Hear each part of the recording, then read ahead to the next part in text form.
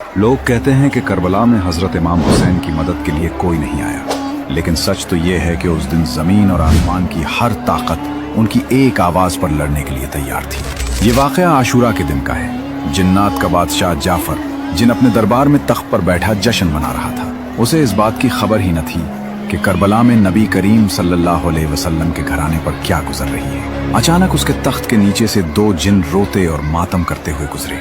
जाफर ने उन्हें रोका और पूछा, अरे आज तो खुशी का दिन है, तुम लोग क्यों रो रहे हो?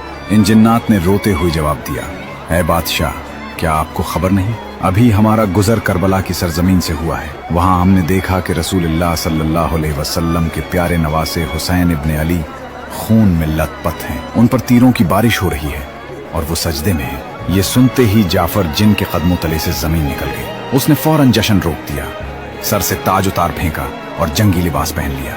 उसने अपनी तलवार निकाली और जिन्नात के एक बड़े लश्कर को लेकर हवा से भी तेज रफ्तार में करबला की तरफ रवाना हो गया। जाफर कहता है, जब मैं करबला की फजाओं में पहुंचा तो मैंने एक अजीब मंजर देखा। वहां सिर्फ यजीदी फौज ही न थी, बल्कि आसमान से लेकर जमीन तक फरिश्तों, अंबिया और जिन्नात की कतारें खड़ी थी। सब अपनी बारी का इंतजार कर रहे थे कि इमाम हुक्म दें तो वो दुश्मनों को खत्म कर दें। भीड़ इस कदर ज्यादा थी कि जाफर को रास्ता नहीं मिल रहा था।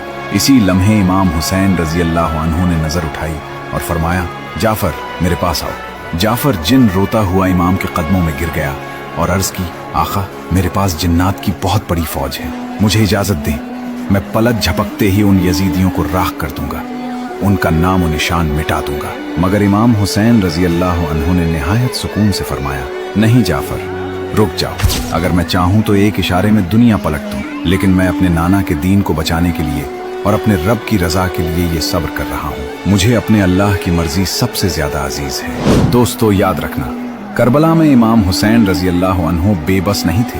कायनात की हर ताकत उनके इख्तियार में थी, लेकिन उन्होंने तलवार नहीं उठाई ताकि इस्लाम जिंदा रहे। करबला का ये मंजर हमें ये सबक देता है कि असल जीत हथियार की नहीं, बल्कि सब्र और हक की होती है। अगर आपके दिल में भी इमाम हुसैन रजी अल्लाह अन्हु के लिए मोहब्बत है तो कमेंट में या हुसैन जरूर लिखिए।